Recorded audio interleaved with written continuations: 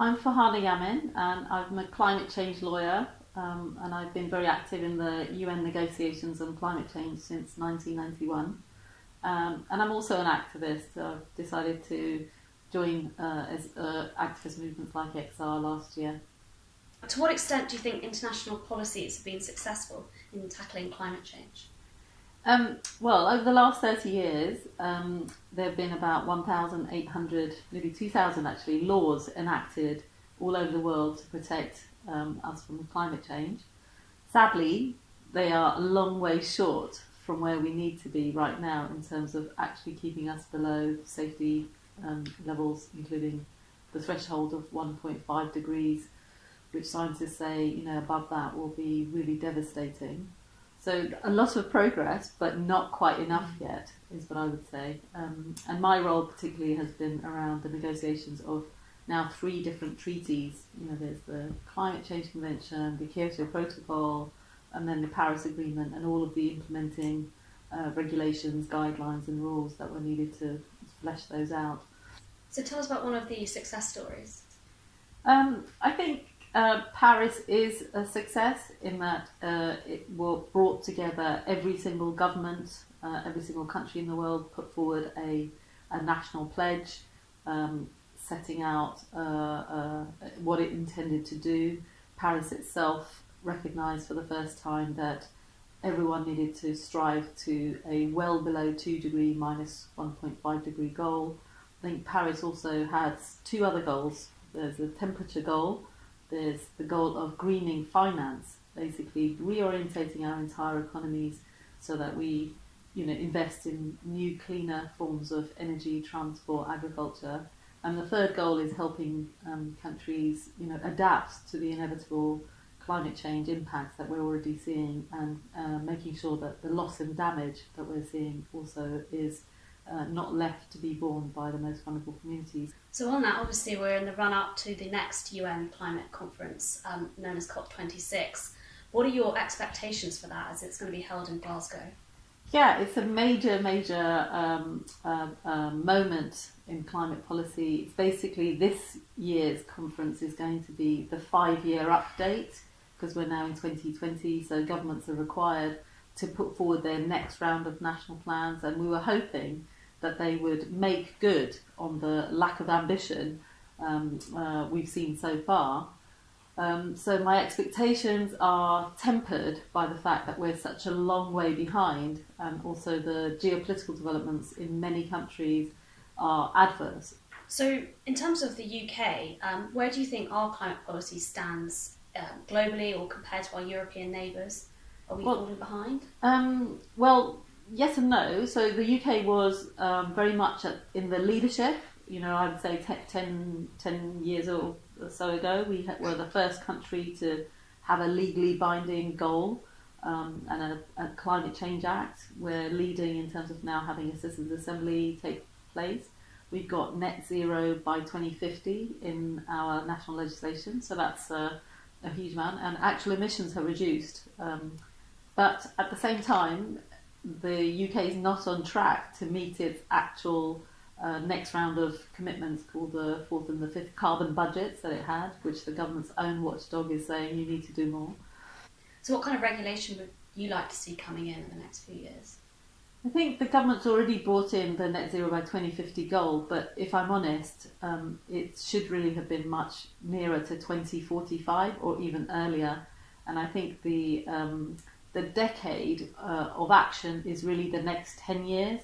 So one thing that we've learned is that you can't do these things incrementally on a 5-year budget, actually. What you need is an overhaul of our global economy and national economy, and something like a Green New Deal, where we recognise that tackling the economic, social, financial crisis together is probably a saner way of doing it. So you touched on the Green New Deal. Could you tell us a little bit more about that? The basic idea is that we tackle social inequality, and that you invest in infrastructure and planning, and have a sort of vision which tackles both climate change and social and economic inequality at the same time.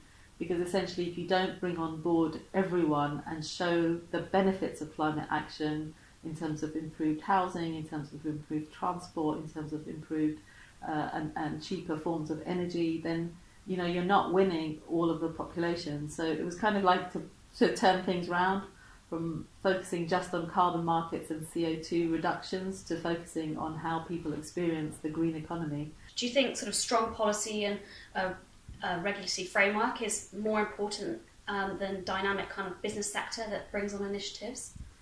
I think we need both, and it's not one or the other. And often,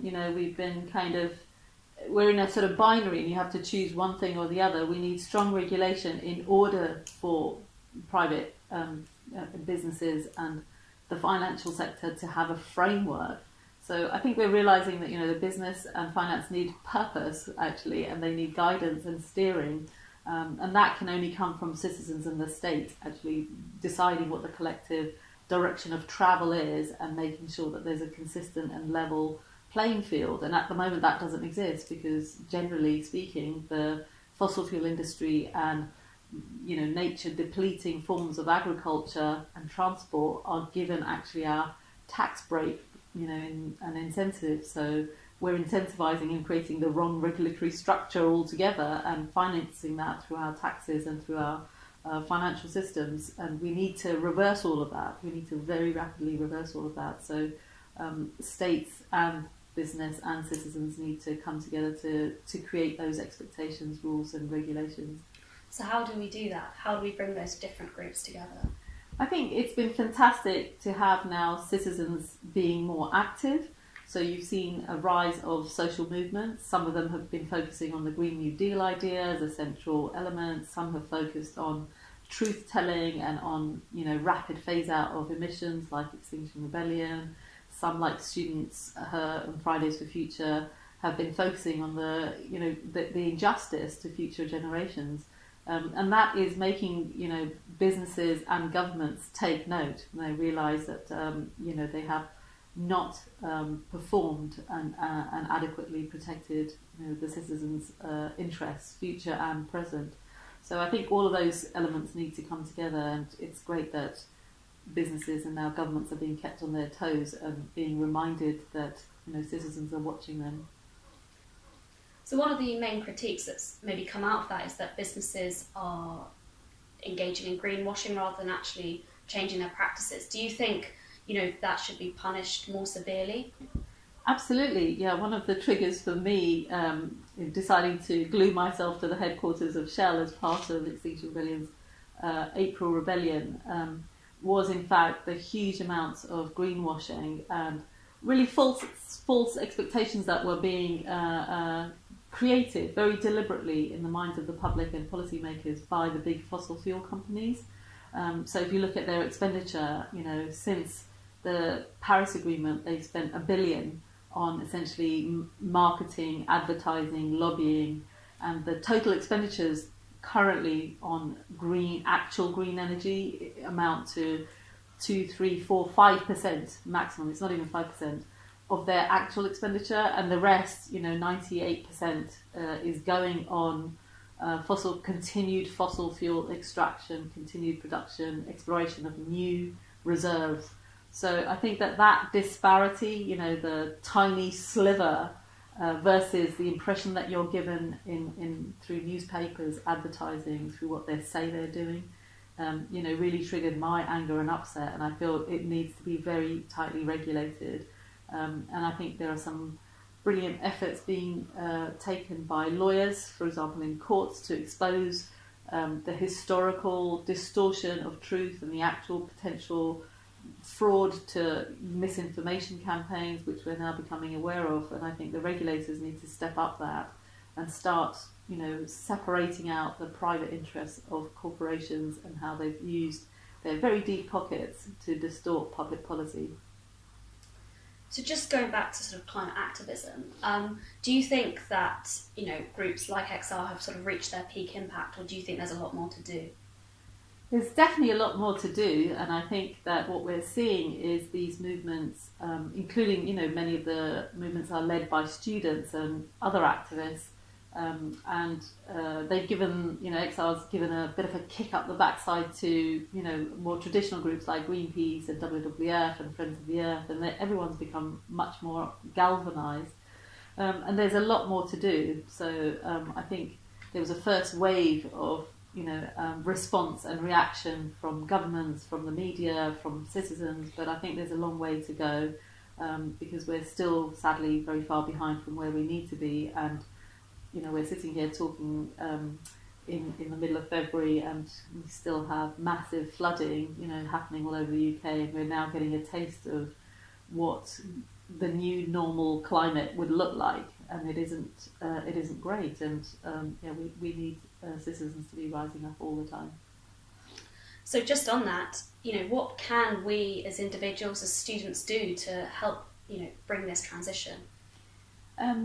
Well, I think there's many levels. There's personal change, and I think we need to all do personal change. We need to, I sort of focus on the 4 F's in my personal life. Fashion, so I've cut out and don't buy new clothes and try and recycle, upcycle, buy from charity shops when I need to. So fashion is a huge, footprint.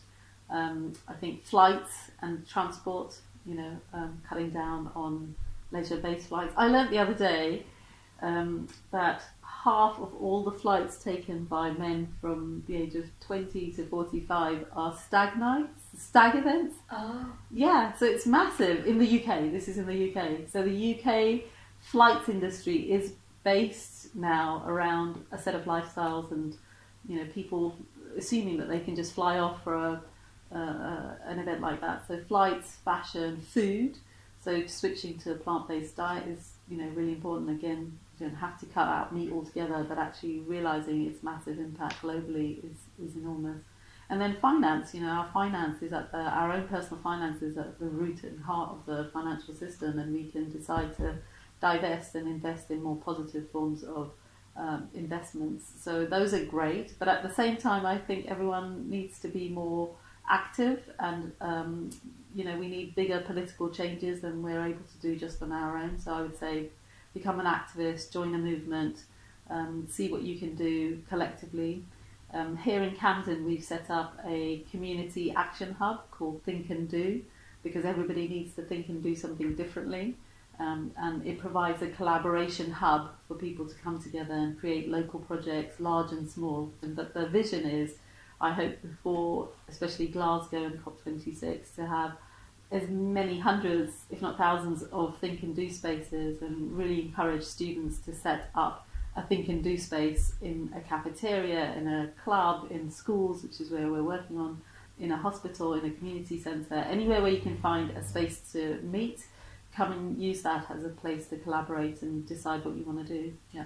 Can you give us an example of an initiative that's come out of that kind of space? Yeah, there's 2 initiatives which I'm really, three that I'm really, really proud of at the moment. So one is has come from the school children who came and visited, and the heads that came and visited Think and Do, which is to hold a climate action summit across Camden, and they will then decide how to address the climate and ecological emergency.